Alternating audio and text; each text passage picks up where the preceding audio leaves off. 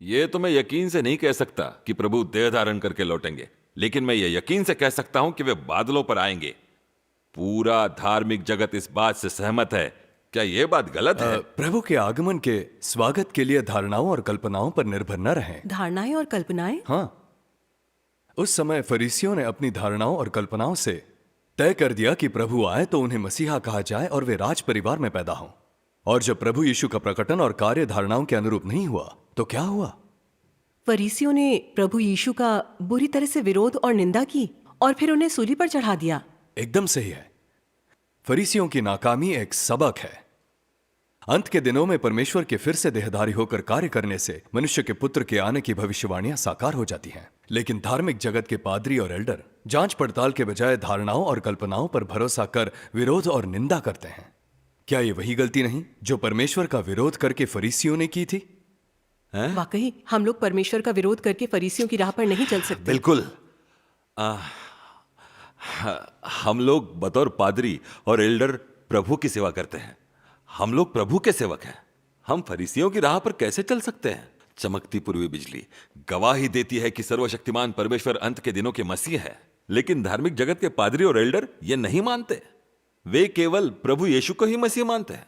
वे कहते हैं कि सर्वशक्तिमान परमेश्वर साधारण इंसान है, परमेश्वर नहीं। इसीलिए मुझे यकीन है कि सर्वशक्तिमान परमेश्वर मसीह नहीं हो सकते। सुनो शैंजन, अगर सर्वशक्तिमान परमेश्वर साधारण इंसान है तो फिर इतने लोग इसकी गवाही क्यों देते हैं कि सर्वशक्तिमान परमेश्वर मसीह है, परमेश्वर का प्रकटन है? और सर्वशक्तिमान परमेश्वर ने बहुत से सत्य व्यक्त किए हैं। मेरा ख्याल है यहां जरूर कुछ और होगा।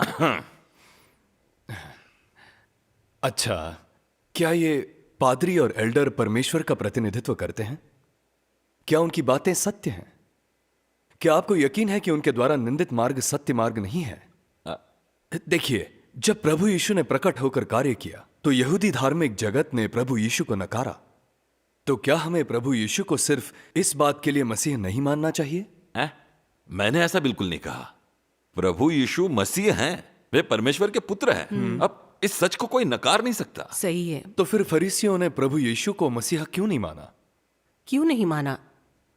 उन्होंने यह नहीं देखा कि प्रभु यीशु द्वारा व्यक्त वचन सत्य हैं, या उनके कार्य और वचनों में मसीह को नहीं जाना।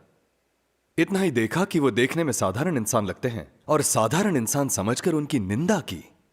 इससे क्या साबित होता है? यही कि फरीसियों ने उन्हें मसीह के रूप में नहीं जाना। हाँ,